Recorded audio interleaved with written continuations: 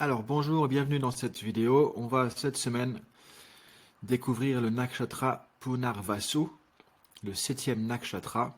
On va invoquer Ganesh et donc on va commencer cette découverte de Punarvasu. Om Gam Ganapataye Namaha. Om Gam Ganapataye Namaha. Om Gam Ganapataye Namaha. Om Gam Ganapataye Namaha. Om Gam Ganapataye Namaha. Om Gam Ganapataye Namaha.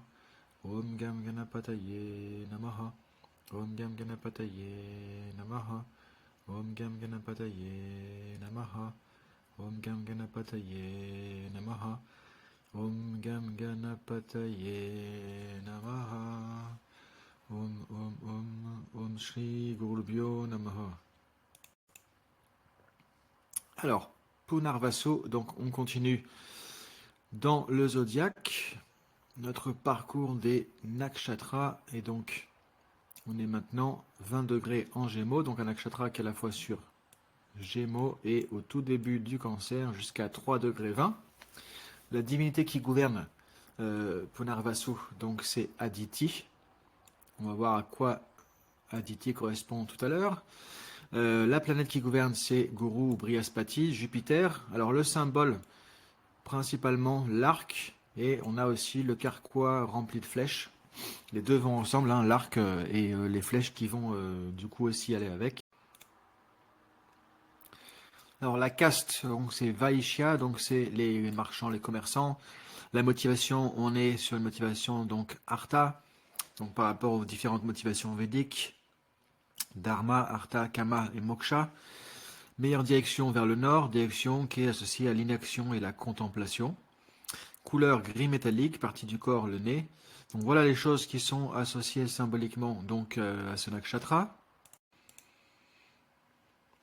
Donc Punarvasu.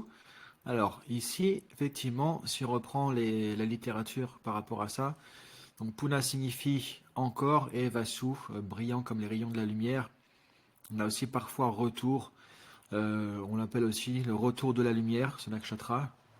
Donc il y a différentes manières de le nommer, donc ça vient en tout cas de Puna et Vasu.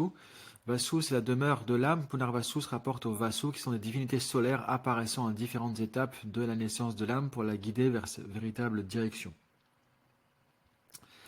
Et en fait, ici, les Vasus sont comme les rayons de lumière du soleil, apportant le message divin sur Terre. Donc il y a vraiment quelque chose d'intéressant ici aussi avec la lumière de Punarvasu. Alors Punarvasu est lié à la transmigration de l'âme, où l'âme vit dans différents corps à la recherche de sa véritable demeure. En faisant cela, elle transforme les idées des plans d'existence supérieurs et les apporte dans la vie terrestre. Une des traductions de leur nom est une autre maison. Donc on va voir, donc tout ça c'est métaphorique, hein, ça nous donne des éléments pour comprendre aussi un peu les énergies qu'il y a dans ce nakshatra.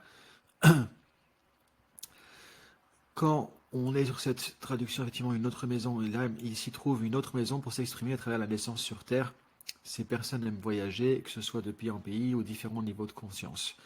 Elles recherchent la vérité et leur véritable identité. Donc ça, vous voyez, à travers ces différents éléments plus métaphoriques, symboliques, on a des éléments qui nous donnent effectivement des personnes qui vont souvent aimer voyager, différents endroits, différents pays, ou entre différents degrés, différents stades de conscience aussi, donc des personnes qui vont être intéressées et qui vont avoir besoin d'un développement spirituel aussi, et qui vont rechercher à la fois la vérité, et donc c'est pour ça souvent qu'il y a cette quête un peu, ces différents voyages, ces différents cheminements, et leur véritable identité. Alors, la divinité qui gouverne Punarvasu, donc c'est Aditi. Aditi, c'est le principe féminin, c'est aussi une représentation de l'infini, c'est la déesse mère des Védas, la mère des 12 Aditya, ou dieu du soleil. Donc il y a vraiment ce côté, Aditi, c'est la divine mère en fait, il y a ce côté très maternel. Elle était mariée au sage Kashyapa, fils de Marishi. Aditya, c'est le nom du soleil, hein, comme vous le savez, on en a déjà parlé. Les Aditya et Aditya désignent collectivement aussi toutes les planètes. Donc il y a beaucoup de choses en tout cas qui sont liées ce terme effectivement Aditi, à cette divinité, euh, qui est vraiment la mère de l'univers, le principe en fait maternel, on pourrait dire. Alors elle est identifiée à la fois au ciel, à la terre, d'où la notion d'infini. C'est une déesse libre d'esprit et la déesse du passé et du futur, du cycle de la vie, des 7 dimensions du cosmos, de la lumière céleste qui imprègne toute chose et de la conscience de tous les êtres vivants. Vous voyez un côté vraiment très universel aussi. Alors elle est également symbolisée sous la forme d'une vache, Aditi, en étant la mère de l'univers, la force vitale de la nature, le principe féminin divin aussi. On a aussi une représentation sans tête dans des sculptures qui visent à détourner l'attention de son individualité et se concentrer sur la vigueur sexuelle, la vie et la nourriture, ainsi que sur sa capacité à aimer sans raisonnement intellectuel.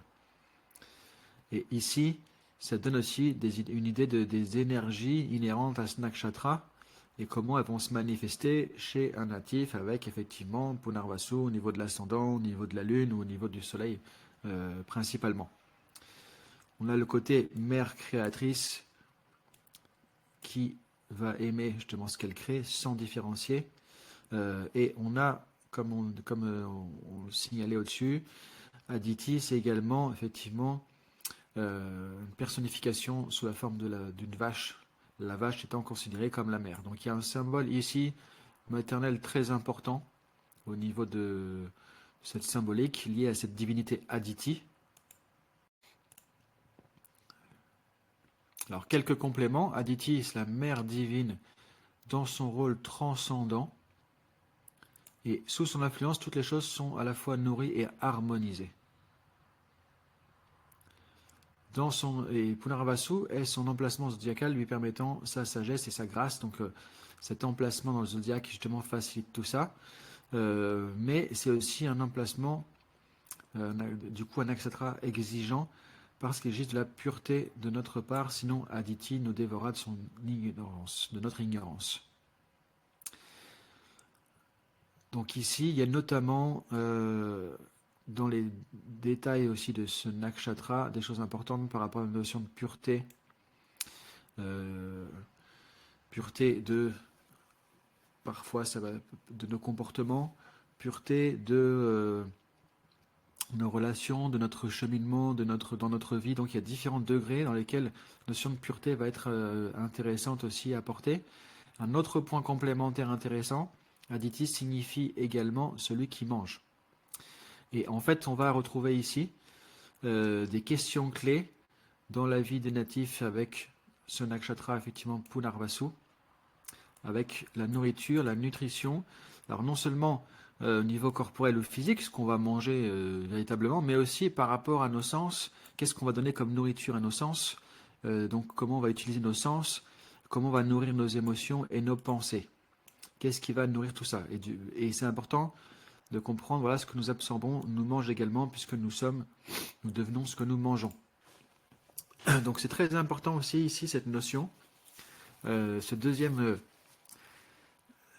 volet symbolique par rapport à la nourriture. Et avec Punarvasu, ça va être important effectivement de faire attention à tout ce qu'on va entre guillemets manger, c'est-à-dire absorber, ingérer, que ce soit au niveau physique, intellectuel, moral, aux relations aussi qu'on va avoir, maintenir cette pureté aussi. Donc il y a des choses qui sont intéressantes ici à découvrir aussi dans cette symbolique.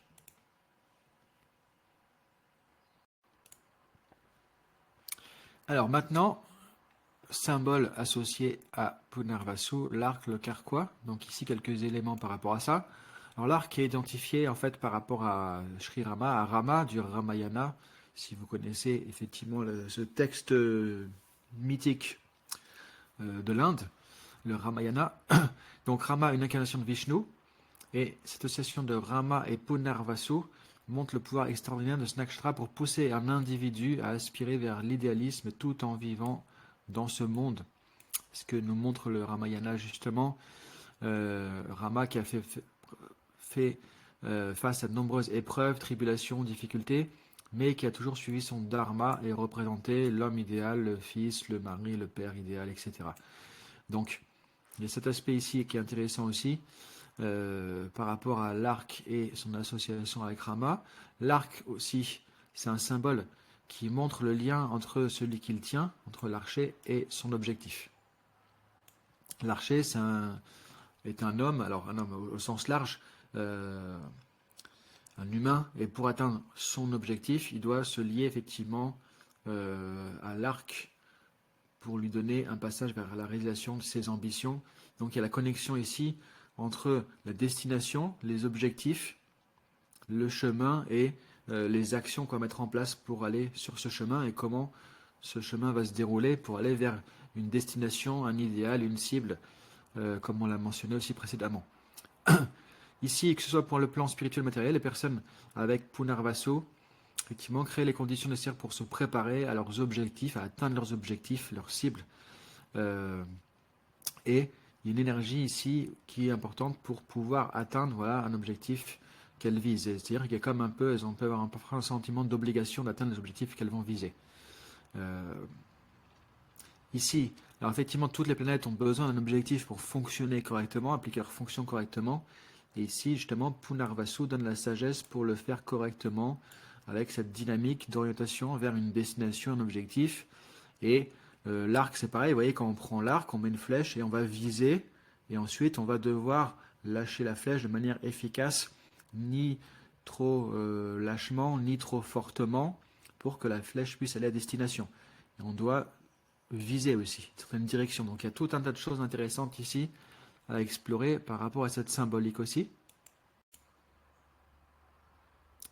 Alors, personne avec le Lagna, donc l'ascendant Punarvasu, est en voyage. Alors, voyage, c'est pas forcément prendre toujours au titre matériel, on va voyager physiquement, mais dans une dynamique, un esprit et un vécu de la vie, voilà, qui semble comme un voyage effectivement toute sa vie. Personnes qui ont besoin d'explorer, de trouver leur âme, d'exprimer leurs sentiments intérieurs au monde extérieur. Mais ce qu'elles doivent comprendre aussi, c'est que tout ça, c'est un voyage et non la destination. C'est-à-dire, ce qui compte, c'est pas forcément la destination, mais le chemin qu'on va arpenter et, si possible, d'en apprécier au maximum le chemin et ses différentes facettes. Et ce qui se passe ici avec Punarvasu parfois, c'est que quand la personne, notamment au niveau du Lagna, atteint son objectif ou trouve une destination ici, elle va s'ennuyer, passer à autre chose ou peut se sentir frustrée aussi. Donc on a en permanence parfois cette notion de trouver un nouveau chemin, un nouveau but, un nouvel objectif, etc. Comme si en fait j'avais tiré une flèche et ensuite il faut que j'en tire une autre, etc. etc. Donc c'est important aussi d'avoir conscience un petit peu de cette notion.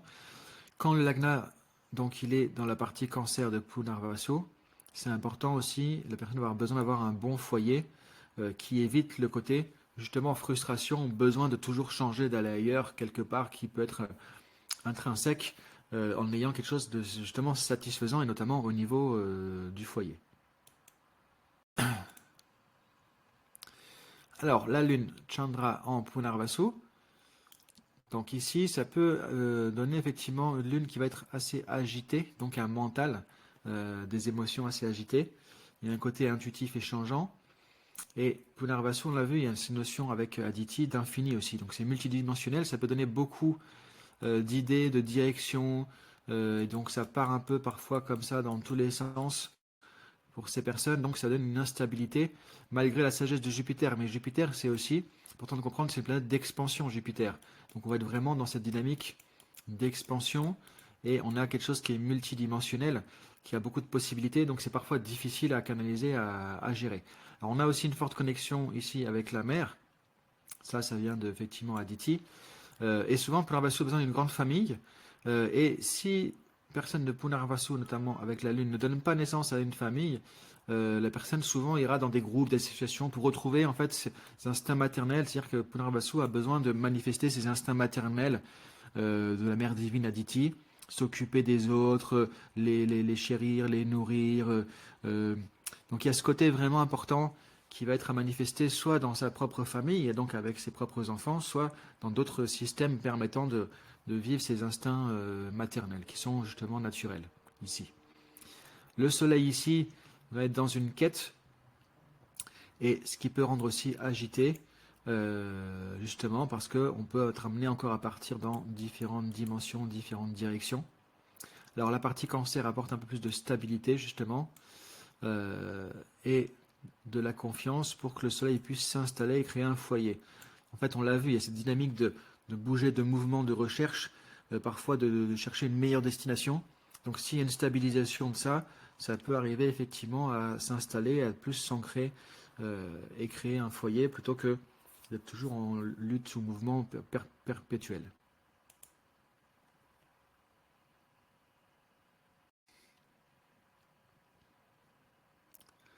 Alors après, quelques carrières types, problèmes de santé type. Alors ça, c'est des éléments carrière type. En fait, c'est, disons, quel genre de carrière, de cheminement professionnel va attirer les personnes qui ont un nakshatra Punarvasu important dans leur thème, notamment lune, ascendant ou soleil. Donc écrivain, acteur, artiste, politique, enseignant spirituel, mystique. Sachant que tout ça, c'est bon, des choses qui sont assez typées, entre guillemets. Ça ne veut pas dire que ce sera forcément tout le temps comme ça, mais l'idée c'est de voir un peu ce qu'il y a derrière ces métiers et ce que ça donne comme intérêt, comme attraction aussi à ce niveau-là. Ensuite, problème de santé type, problème de système nerveux, foie, poumons qui vont être un peu faibles d'une certaine manière. Donc ça peut être intéressant à regarder aussi en fonction des personnes. Et tout ça, évidemment, est à remettre en fonction du thème complet de la personne. Il n'y a jamais rien qui est dans une boîte, c'est comme ça et ça s'applique à tout le monde. Évidemment, ça c'est des grandes lignes. Maintenant, c'est à remettre en perspective du thème complet de la personne, effectivement. Alors, un exemple de thème. Avec ici, on a l'ascendant en Punarvasu, le soleil en Punarvasu. Vous voyez, qui sont ici en Gémeaux. Donc voilà, on a après les choses sont connectées. On a Punarvasu qui est en Gémeaux principalement. On parlait tout à l'heure du système nerveux. Au niveau de l'astrologie médicale, effectivement, on peut le comprendre. Le système nerveux, les poumons sont des éléments qui sont associés à Mercure. Mercure qui gouverne, voilà, comme vous le savez ou pas, je ne sais pas. Mercure qui gouverne comme signe à la fois les Gémeaux et Vierge et qui est lié effectivement au système nerveux, aux poumons. Et on sait que Punarvasu, on l'a vu, gouverné par Jupiter. Et Jupiter, notamment, qui est un indicateur assez fort lié au foie, dont on a parlé aussi. Donc, vous voyez, encore une fois, je ne vais pas détailler chaque morceau dans ces vidéos. Vous voyez, il y a plein de tiroirs qu'on peut ouvrir et plein de choses qu'on peut expliquer, explorer. Alors ici, on a donc ascendant et le soleil en Punarvasu. Après, vous voyez, là, ici, si on regarde les degrés, on est à 3 degrés 31. Donc, on a Vénus ici qui est en Pushya. Effectivement, on n'est plus sur Punarvasu, on est sur le prochain nakshatra dont on parlera. On est ici en Pushya, puisque Punarvasu va jusqu'à 3 degrés 20. Donc voilà, comme ça permet de situer dans le thème effectivement ce nakshatra, donc à la fois en Gémeaux et au tout début du Cancer. Alors si vous voulez votre carte védique comme ceci, donc votre carte de naissance, même avec d'autres thèmes divisionnels aussi comme ceci, je vais vous dire juste après ce que vous pouvez faire pour que je puisse vous l'envoyer tout simplement.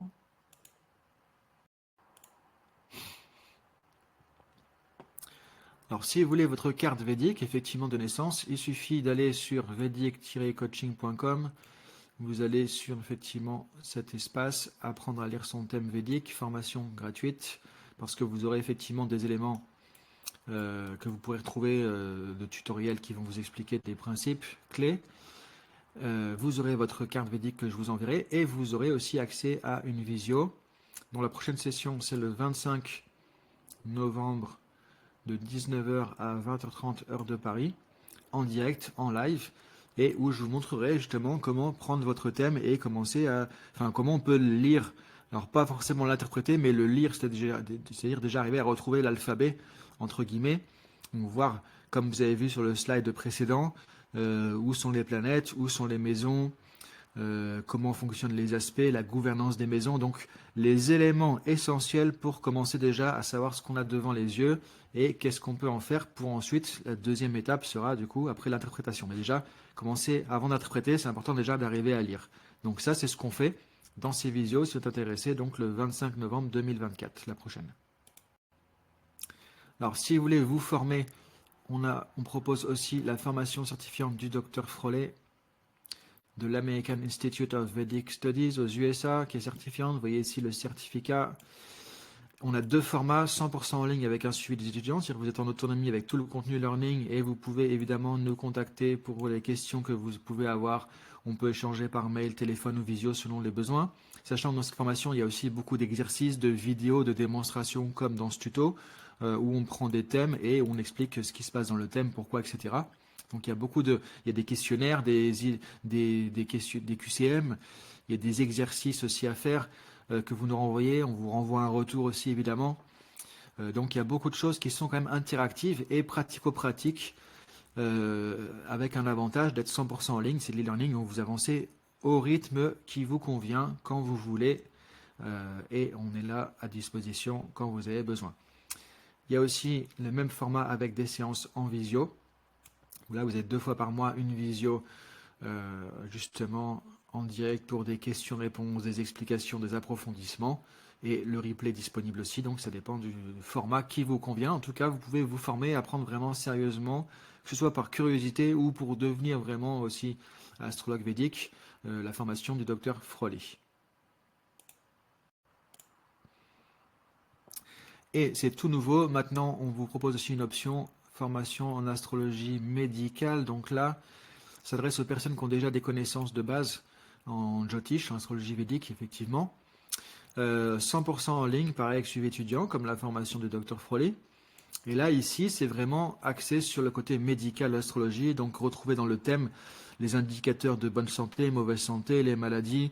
Ce qu'on a vu tout à l'heure, par exemple, quand je parlais de Mercure, qui indique notamment le système nerveux, les poumons, Jupiter, le foie, bah, effectivement, comprendre tout ça, avoir ces connaissances pour retrouver, comprendre des maladies, des accidents, des difficultés, ou éventuellement prévenir des choses qui pourraient se manifester pendant des périodes planétaires qui vont venir et qui pourraient mettre en action effectivement des choses difficiles pour le natif par rapport à ces critères en fait qui dans un thème vont déclencher des maladies, maladies chroniques, maladies curables, incurables, etc. Donc comment s'y retrouver par rapport à tout ça et donc ça c'est un sujet vraiment passionnant, très très très complet aussi et on propose maintenant une formation spécifique là-dessus, notamment avec, d'après les enseignements du docteur Charak, qui est un éminent astrologue védique, qui a écrit de nombreux livres et qui est aussi chirurgien et donc qui s'est spécialisé dans l'astrologie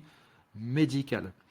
Voilà pour ce tuto du jour et je vous dis à très bientôt. N'hésitez pas à vous abonner, à commenter et aussi vous pouvez visiter tout un tas de choses. On a des articles sur vedic-coaching.com sur le blog et les différentes formations dont j'ai parlé et vous pouvez aussi récupérer votre thème de façon gratuite et participer à la prochaine visio. À très bientôt.